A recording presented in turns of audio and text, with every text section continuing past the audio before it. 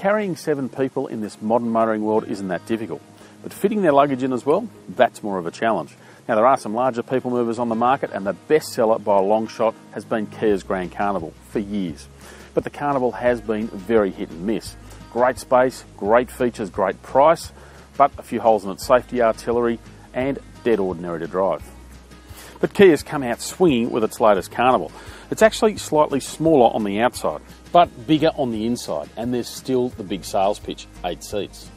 And the best bit is the way they flip and fold. Getting into the rear is really easy, and you can fold those rear seats flat into the floor for a huge boot.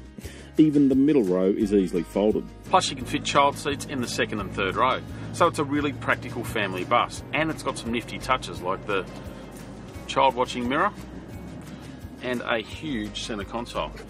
Technically this latest one is not the Grand Carnival, it's just the plain old Carnival, but for people who want to fill it up with bodies, it's more grand than ever. Even better is that it's quiet and comfortable, very relaxed and easy to cruise the suburbs in. And the diesel engine is really well suited to the vehicle. It's got lots of torque, so it tends to mask the weight of the car a fair bit. So it's not a light car, almost 2.2 tonnes. By the time you put 8 people in it, their luggage, you can get up close to 3 tonnes.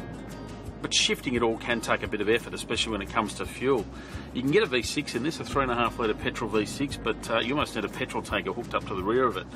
This diesel is a lot more economical, 30 or 40% more economical, but still relatively thirsty. I'm using around the 12, 13, 14 litres 100.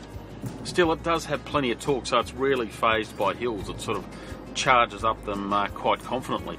But it can struggle to get all that power to the ground smoothly, and that's partly because it drives the front wheels. It's got so much torque, so you face it up a hill, let's say the hill's a little bit wet, for example, all of a sudden you give it a right footfall, then it can take off with a little bit of wheel spin. It's slightly less politically correct. The tyres are also a little bit to blame. They're not the grippiest units in the world. More about comfort and so on in this sort of vehicle, but around corners it's okay. It's certainly a big step up on the last Carnival, but you do feel a lot of that weight. It tends to lean and lurch a little bit, and it's not that athletic. When you start getting into it, it really doesn't like being pushed too hard. None of which will likely phase the target buyer group too much. After all, the Carnival is all about staying comfortable with a lot of people, and for that it does a fantastic job. Although I would be steering clear of this flagship Platinum model. Don't get me wrong, I like the electric sliding doors, the sat-nav, leather seats, all the trinkets. It certainly does make life more comfortable, but it's 60 grand. 60 grand for a Kia people mover, maybe a bit rich in my money. Instead, I'd be going for the base model diesel, 44 grand, a lot less for the kids to wreck, throw in the 7-year warranty, and it's a great way to move 8 people.